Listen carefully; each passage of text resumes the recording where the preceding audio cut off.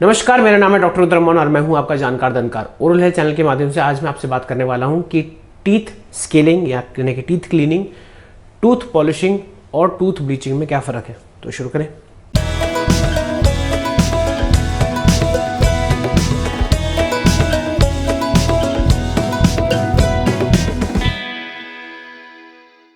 तो वैसे इन टॉपिक्स में मैंने जो है एपिसोड काफ़ी विस्तार में बना रखे हैं, लेकिन अभी रिसेंटली मेरे पास एक पेशेंट आए थे जिनकी जो है मुझे टीथ क्लीनिंग और पॉलिशिंग करनी थी, और उसके बाद जो है उन्होंने मेरे को एक ऐसा फीडबैक दिया जो मुझे वैसे कह सकते हैं कि थोड़ा सा अटपटा लगा, लेकिन बट देन अगेन उनकी विचारधारा थोड़ी अलग थी।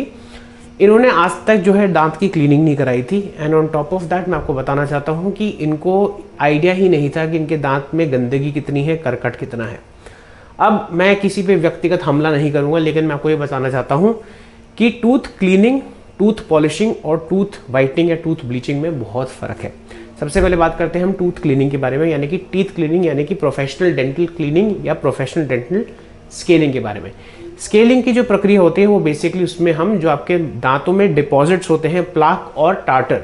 प्लाक होता है सॉफ्ट डिपॉजिट और टार्टर होता है हार्ड डिपॉजिट, उसको हटाने की प्रक्रिया को डेंटल क्लीनिंग या डेंटल स्केलिंग कहा जाता है। ये पहले हैंड इंस्ट्रूमेंट्स होती थी, अब ये जो है मैकेनिकल इंस्ट्रूमेंट्स और जो है आपके पीजो इलेक्ट्रिक इंस्ट्रूमेंट्स से होती है, जो बहुत ही ज़्यादा अच्छी है।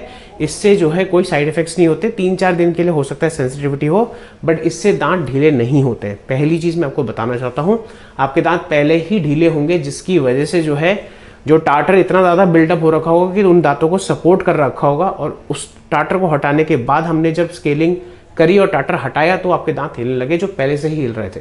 तो उस पर डेंटिस्ट की कोई प्रॉब्लम नहीं है। दूसरा टॉपिक जो हम बात कर रहे हैं वो होती है टूथ पॉलिशिंग। अब देखिए, टूथ पॉलिशिंग का मतलब क्या है कि जैसे ही जो प्लाक अटैच होता है आपके दांत की सतह पर, तो वो जो है उसको हटाने में हल्की सी माइक्रोस्कोपिक या नैनोस्कोपिक टाइप जो है परत जो है हल्की सी दांत की निकलती है, जिससे कोई लक्षण नहीं होते हैं। लेकिन जब आप उस पर जो है क्लीनिंग करते हैं, डेंटल स्केलिंग करते हैं, तो उसके बाद जो है वहाँ पे माइक्रो अब्रेजन्स क्रिएट होते हैं जो ज़्यादा प्रॉब्लम नहीं करते। बट माइक्रो अब्रेजन्स है, इसका मतलब उस पर माइक्रोस्कोपिक पार्टिकल्स ज़्यादा जल्दी चढ़ेंगे। अगर आपने देखा हो कोई खुरदुरी जो सतह होती है उस पर जो है बारिश के मौसम में काई जमना ज़्यादा आसान है कंपेयर टू स्मूथ सरफेस, है ना। वही वाला फंडा यहाँ पे है। तो उसी चीज़ को हमें ठीक करने के लिए, ताकि उस पर प्लाक वापस जल्दी ना चढ़े, हम टूथ पॉलिशिंग करते हैं एक पॉलिशिंग पेस्ट और एक रबर कप के साथ या एक रबर ब्रश के साथ। ये चीज़ का आपको ध्यान रखना है, ये टूथ पॉलिशिंग होती है। दोनों चीज़ में आपको मैं बताना चाहता हूँ, टीथ स्केलिंग में करकट हटाया जाता है, थोड़े बहुत स्टेन्स हट जाते हैं, अच्छी बात है, most of the stains are gone. Tooth polishing में बफिंग हो जाती है दांत की, जिसकी वजह से काफ़ी अच्छे हद तक स्टेन्स चले जाते हैं। बट आपके दांत का जो नेचुरल कलर है वो है ऑफ वाइट, वो वाइट नहीं होता। अब मैं आता हूँ, जो एपिसोड मेरे साथ हुआ मेरे पेशेंट के साथ, वो मेरे से थोड़ा सा खफा हो गए और उन्होंने मेरे को ये बात बोली कि I am not happy with the treatment. And I said, क्या मतलब है आपका कि आपने मेरी जो क्लीन की, जो दांत क्लीन किए, उससे वो सफ़ेद नहीं हुए। दांत कभी भी सफ़ेद नहीं होते हैं, दांत का कलर ये कभी होता ही नहीं अनटिल अनलेस आप विनियर्स पहन रखे हैं या आपने ब्लीचिंग करा रखी है। अगर आपको जो है दांतों की सफ़ेदी, जो चमकदार, जैसे जो प्रॉपर सफ़ेदी होती है बॉलीवुड स्माइल वाली, तो उसके लिए आपको ब्लीचिंग का ट्रीटमेंट कराना ज़रूरी है। और ब्लीचिंग के ट्रीटमेंट के लिए बहुत सारे इंडिकेशंस और कॉन्ट्राइंडिकेशंस होते हैं, और ब्लीचिंग काफ़ी, मैंने इस पर बहुत विस्तार से बात कर रखी है।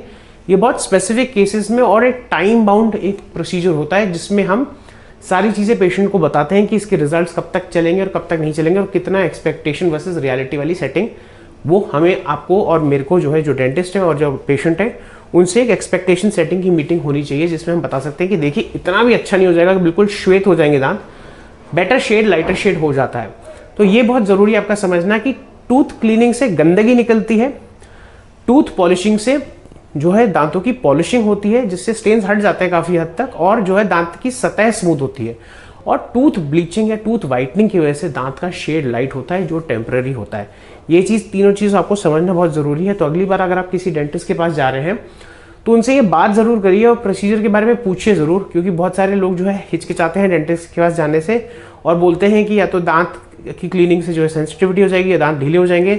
वो दांत पहले से ढीले होते हैं, और on top of that patients को ये भी महत्वाकांक्षा होती है कि सफाई कराने के बाद बिल्कुल दांत सफ़ेद हो जाएंगे। हो जाते हैं काफ़ी हद तक, बट ऐसा नहीं है कि नेचुरल से ज़्यादा सफ़ेद हो जाएंगे, उसके लिए आपको ब्लीचिंग कराने की ज़रूरत है। तो ये था आज का episode. Please like share subscribe करिए, बेल आइकन को दबाना ना भूलें ताकि आपको इंपॉर्टेंट अपडेट्स मिल जाए। अगर आप मेरे से संपर्क करना चाहते हैं, ये मेरे सोशल मीडिया हैंडल्स, और प्लीज़ अपना नाम, अपना स्थान और अपनी मौखिक समस्या का वर्णन करते हुए मुझे व्हाट्सएप पे मैसेज करें, मैं 1-2 दिन में इसका जवाब दूंगा। और अगर आपके पास कोई क्वेरीज, डाउट्स, एप्रीहेंशन या इनसाइट्स हैं यूट्यूब कंटेंट को लेकर, तो उसको कमेंट सेक्शन में डालना ना भूलें। तो आज के लिए इतना ही, नमस्ते।